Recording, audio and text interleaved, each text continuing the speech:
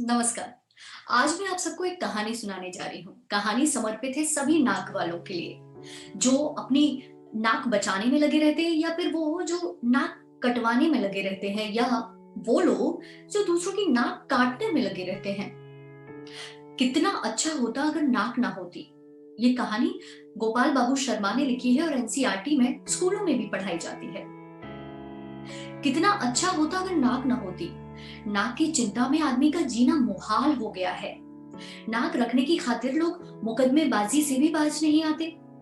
कर्ज लेकर भी ब्याह शादी, भा छोचक आदि में अंधाधुंध खर्च करते हैं। जन्म पर ही नहीं मृत्यु पर भी दावत खिलाते हैं। खरीदने की औकात ना होने पर भी महंगी किश्त देकर टीवी, फ्रिज, कूलर या फिर पता नहीं कितने सामान लाते हैं, क्योंकि नाक नीची होने से डरते हैं। लोग अपनी दाग जमाने के लिए नाक ऊंची रखते हैं। नाक के कारण आदमी को नाकों चने चबाने पड़ते हैं। नाक बड़ी जल्दी भी कटती है और बिना किसी हथियार के ही कट जाती है। आदमी की अपनी नाक के साथ खानदान की नाक भी जुड़ी रहती है। कभी कोई ऐसी वैसी बात ना हो जाए, लड़का घर से रूठ कर भाग ना जाए, कोई झूठा मूठा इल्जाम जान को लग ना जाए, तो अपनी ही नहीं पूरे खानदान की नाक कट जाती है। यह भी एक मनोवैज्ञानिक सत्य है कि जिनकी नाक कट जाती है, यानी जो खुद नकटे होते हैं, वे दूसरों को भी नकटा देखना चाहते हैं। और हमारे आसपास भी ऐसे कई लोग मिल जाएंगे जिनकी खुद तो कटी हुई है, लेकिन वो अपनी बचाने के लिए तब भी दूसरों को नकटा देखना चाहते हैं। मान ना मान, मैं तेरा मेहमान की तरह जुकाम आकर पसर जाता है और नाक में दम कर देता है। नाक तब बहुत बुरी लगती है जब वह किसी शुभ कार्य के वक्त अनायासी छींक मार देती है। वास्तव में नाक और छींक दोनों सहेली है, पर ज्यादातर लोग उन्हें अकेली ही देखना चाहते हैं। एक तरफ लोग छींक की वजह से झांकते हैं, तो कुछ लोग नाक में फुरेरी डालकर जानबूझकर छींकते हैं। जब आदमी का बुरा वक्त आता है या उसे किसी से कोई काम करवाना होता है, तब वह सारी हेकड़ी भूल जाता है।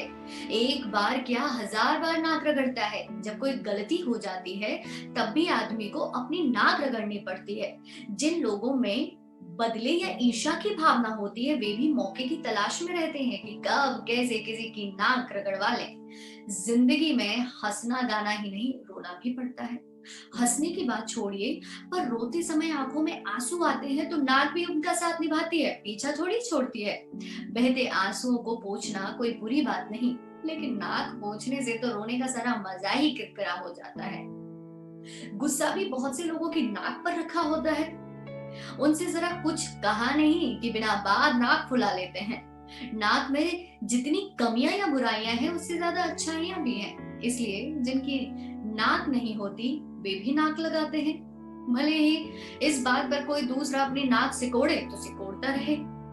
नाक रहना बहुत जरूरी है, वैसे भी और चेहरे पर भी। नाक चाहे सारस जैसी लंबी हो या चिलगोजे जैसी छोटी, चोथ जैसी चपटी हो या पकोड़े जैसी मोटी, लेकिन होनी जरूर चाहिए। जिसके नाक ना हो, उसकी कोई सूरत देखना भी पसंद नहीं करेगा, बल्कि देखकर डरेगा। भला बिना छज्जे के मकान का फ्रंट शोभा देता है क्या? नाक हो और सुंदर हो तो सोने पर सुहागा। इसीलिए कवियों ने नख शिख वर्णन के अंतर्गत और फुटकर रूप में भी नाक का काफी वर्णन किया है। उसे सोने की हीरे मोती जड़ी नथ, नथनी, लौंग, बुलाक आदि से सजाया है। मध्यकालीन काव्य में नायिकाओं की नाक के लिए बहुत सी उपमाएं दी गई हैं। नाक को चंपे की कली, तिल के सुगंधित फूल से निर्मित और तलवार की धार से बढ़कर बताया जाता है। यहाँ तक तो ठीक है, पर एक बात नहीं समझ आती है कि अधिकांश कवियों ने नाक की उपमा तोते की चोंच से क्यों कर दी है। सोचने की बात है कि ऐसी नाक किसी चेहरे पर चार चांद लगाएगी या दीवार में ठुके हुए उल्टे हुक की तरह नजर आएगी। उपन्यास कहानियों में सुंदर नाक को सुतवा नाक कहा जाता है। ऊंची और दीर्घ नाक की तुलना कुल्हाड़ी से की जाती है। छोटी और सुकोमल नासिका को भेड़ की सी नाक की संज्ञा दी जाती है। नाक शरीर का सबसे अधिक महत्वपूर्ण अंग है। अगर चित्र लेट कर देखें तो यह बात अपने आप में सिद्ध हो जाएगी कि हाथ, पांव, मुंह, कान, आंख आदि में सबसे ऊंचा स्थान नाक का ही होता है। अगर आंख आ जाए या चली जाए तो ऐसी स्थिति में काला चश्मा लगाया जा सकता है। कान कट जाए, फट जाए तो उसे कंटोपा पहनाकर छिपाया जा सकता है। लेकिन अगर कहीं नाक कट जाए तो चेहरा रेगिस्तान की तरह एकदम सपाट अथवा चक्की का सा पाट नजर आएगा। हालांकि प्लास्टिक सर्जरी द्वारा इसका अब इलाज तो हो सकता है, लेकिन सबके बस की बात तो फिर भी नहीं है। कुछ लोग नाक पर मक्खी तक नहीं बैठने देते। बहुत से ऐसे भी होते हैं, जब वे कुंभकर्ण की तरह सोते हैं तो उनकी नाक नक्कारे सी बजती है। कई लोग की नाक के नीचे कुछ भी होता रहे पर वे दीन दुनिया से बेखबर बने रहते हैं। ऐसे लोग की भी कमी नहीं जो दूसरों को नाक नचाते हैं। किसी की नाक पर दे मारना भी कई लोग अपनी शान समझते हैं। कुछ लोग सचमुच नाकदार होते नहीं पर बनते हैं। खैर जो भी हो, नाक रहने में ही भलाई है। नाक न होती तो खुशबू और बदबू में अंतर कैसे पता चलता। नाक के अभाव में चंदन, कपूर, इत्र, फुलेल आदि सब बेमानी हो जाते। असली हींग और देसी घी की पहचान कैसे होती। अब लोगों की नजर में फर्क आता जा रहा है।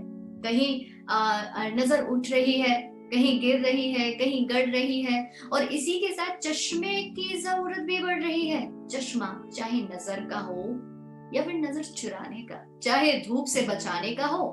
अब आप ही सोचिए, अगर नाक ना होती तो बताइए चश्मा ठहरता किधर। नाक ही तो चश्मे का अच्छा खासा स्टैंड है। सिर और मुंह के बीच नाक कटलेट की भांति भी काम करती है, पर हकीकत यह है कि इसे खाने की नौबत नहीं आती। लोग चाहे किसी का सर खा सकते हैं, भेजा खा सकते हैं, दिमाग और खोपड़ी चट कर सकते हैं, पर नाक के साथ ऐसा कुछ नहीं हो सकता। अच्छे अच्छे चटे हुए भी मुंह की खानी पड़ती है जब नाक खाने की बात हो। नाक के और भी बहुत से फायदे हैं। अजवाज और निस्वार्थ का कार्य मुंह से किया जा सकता है, पर प्राणों का आधार श्वास है और श्वास लेने का साधन नाक ही है। नाक की गड़बड़ी से आदमी नकियाने लगता है, वह नक्सुरा कहलाता है। नाक हीटर का काम भी करती है। बाहर की ठंडी हवा को गर्म करके अंदर पहुंचाती है और ठंड लगने से बचाती है। आजकल तो प्रदूषण इतना है, और मैं तो दिल्ली में रहती हूँ, यहाँ तो पॉल्यूशन ही पॉल्यूशन है।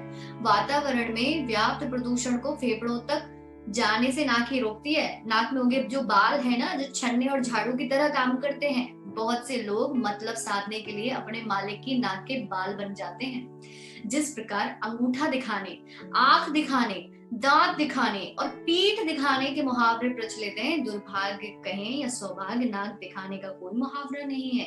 हाँ, यदि नाक बीमार पड़ जाए तो कितना ही नक्कू क्यों ना हो, उसे मजबूरन होकर नाक दिखाने के लिए किसी डॉक्टर के पास भागना ही पड़ता है। अब ऐसा है कि ये जो नाक बचाने और नाक काटने की बात है, इससे आखिर इंसान को हासिल क्या होता है। और आज ये कहानी भी मैंने इसीलिए सुनाई कि जरा सोचें कि जब आप अपनी नाक बचाने या नाक काटने में जिस तरह का सुख लेते हैं, आखिर में उससे कुछ प्राप्त भी होता है क्या। जरा सोचिए, कहीं दूसरे की नाक कटने के चक्कर में कल को आपकी नाक कट जाए तो क्या ही होगा।